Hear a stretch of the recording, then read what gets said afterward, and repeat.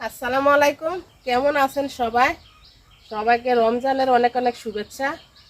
তো যেহেতু আমরা মুসলমান, রোজা তো আমাদের থাকতেই হইব। ইনশাল্লাহ আমরা আমাদের ফ্যামিলিতে সবাই রোজা থাকে। আর গ্রাম বলে কথা, গ্রামে তো সবাই রোজা থাকে, রোজা মিস করে না।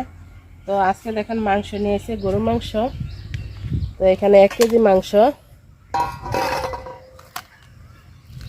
তো গ্রামে এরকমই হয়, প্রতিদিন মাংস পাওয়া যায় না। শুক্রবার আইলে মাংস পাওয়া যায়, বা রোজা হইলে এরকম মাংস পাওয়া যায়। গরু জবাই করে, এছাড়া জবাই করে না প্রতিদিন। তো আজকে দেখেন, আজকে তো বুড়াতে ভাত খাবো, তো খাওয়ার জন্য দেখেন দুধ নিয়ে এসে পলিতে করে, বোতল নিতে মনে নয়, সকালবেলা তাড়াতাড়ি বাজারে চলে গেছে। আর এই যে কলা নিয়ে এসে, দুধ কলা। কে কে বুড়াতে দুধ কলা দিয়ে ভাত খান কমেন্টসে জানাইতে পারেন। আজকে মনে হয় প্রায় 9টা বাজে। তো এখনো কুয়াশা এরকম থাকলে তো রোজার দিন আসলে খুবই ভালো লাগতো। কয়দিন অনেক গরম গেছে, এখন আবার একটু ঠান্ডা ঠান্ডা ভাব 2 দিন ধরে। তো মাংসগুলা কাটায় আছে দেখেন, কাইটা দিচ্ছে। আর আমি শুধু এরকম ভাবে কাইটা নিব। আর আমরা বিদেশে গরু মাংস খাইতাম, শুধু এগুলা দিত গরুর মাংস। এই যে এই মাংসটার দাম কম, হাড়ওয়ালা মাংসটার দাম কম। আর যেটা হাড় রানের মাংস, যেটা হাড় ছাড়া, এটার দাম বেশি। তো সিনার মাংস, এই যে সিনার মাংস বিদেশে দাম কম। এই যে এই মাংসটা তো খাইতে বেশি মজা লাগে। তো মাংস রান্না করবো আজকে আলু দিয়ে। তো মাংস আলু দিয়ে রান্না করব। তো বড় বড় করে আলু কাইটা নিচ্ছি দেখেন, এইভাবে। বেশি দিব না, কয়েকটাই দিব। তো জিরা, এলাচ আর লবঙ্গ নিয়ে নিছি 2-3টা, বাইটটা নিব একসাথে।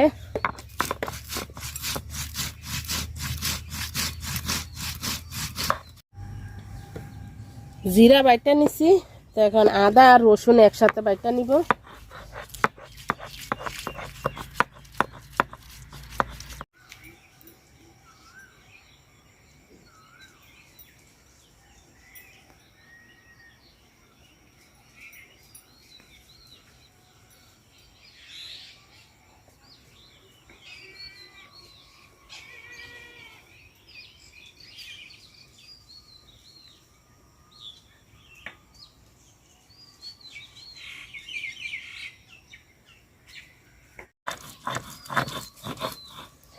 তো আদা রসুন বাটা শেষ, তুলে নিব।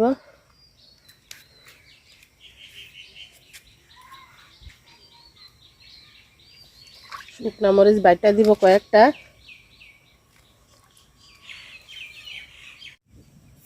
মাংসটা ধুইয়া পরিষ্কার করে নিছি। তো মাংস আজকে আমি মা খায়া রান্না করব। তো পেঁয়াজ দিয়ে দিলাম, সব মশলা দিয়ে মা খায়া। বেশি মাংস হইলে বেশি মজা লাগে। এই যে বাটা মশলাটা দিয়ে দিলাম। 5-6 কেজি মাংস হইলে একসাথে মা খায়া রানলে খুবই মজা লাগে। হলুদ গুঁড়া দিয়ে দিলাম। তো আমার প্রায় 10 বছর পরে বাংলাদেশে মানে রোজা থাকা, আর আমার হাজব্যান্ডের 12 বছর পরে, মানে অনেক বছর পরে বাংলাদেশে রোজা। বিদেশে তো আলহামদুলিল্লাহ রোজা ছিলাম।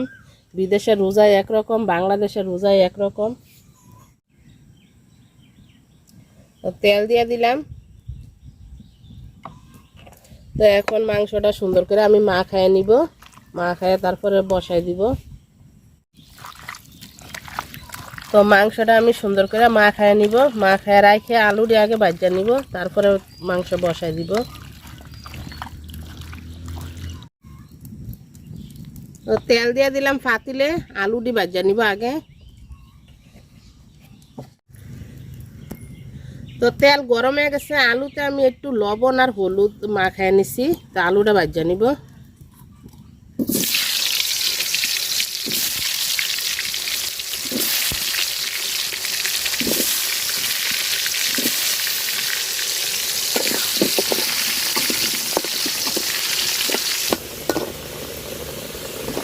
তো আলু ভাজা হয়ে গেছে, তুলে নিব আলু।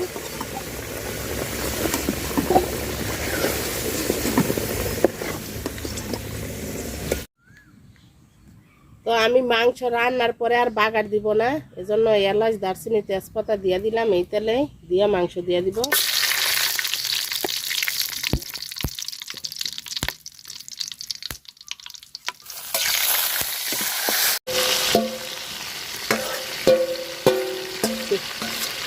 এলাচ, এলাচ আর লবঙ্গ প্রচুর ফুটে, তেল বেশি গরম হয়ে গেলে।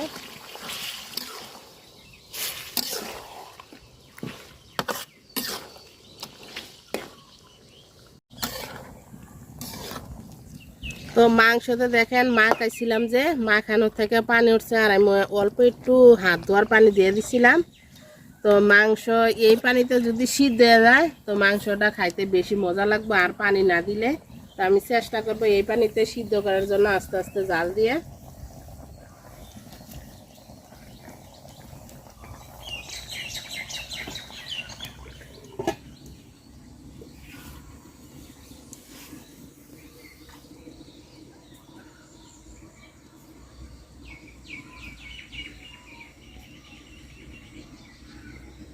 তো আমার এই নিচের জায়গাটা দেখেন আমি বাইঙ্গা রাখছি, তো আমরা নিজেরাই ঠিক করছি এই জায়গাটা।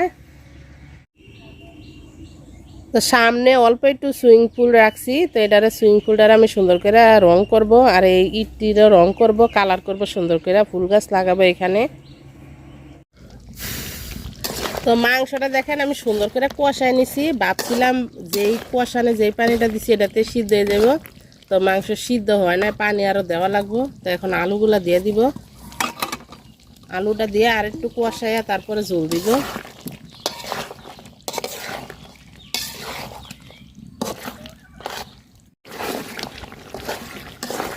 তো মাংসটা দেখেন আমি খুব সুন্দর করে কষায় নিছি, দেখতে কিন্তু খুবই লোভনীয় লাগতেছে।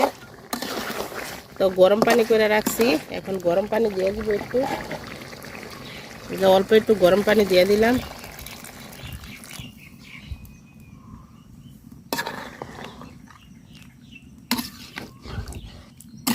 তো এখন ডাইকা রাখবো আবার অনেকক্ষণ।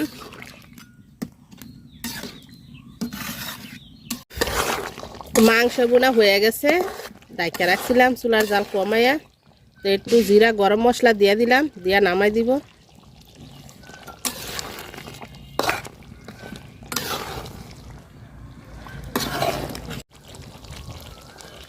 তো নামাই নিলাম তরকারি। যারা যারা এতক্ষণ ধরে ভিডিওটা দেখছেন সবাই অনেক অনেক ধন্যবাদ। আল্লাহ হাফেজ, আসসালামু আলাইকুম। সবাই খুব ভালো থাকেন।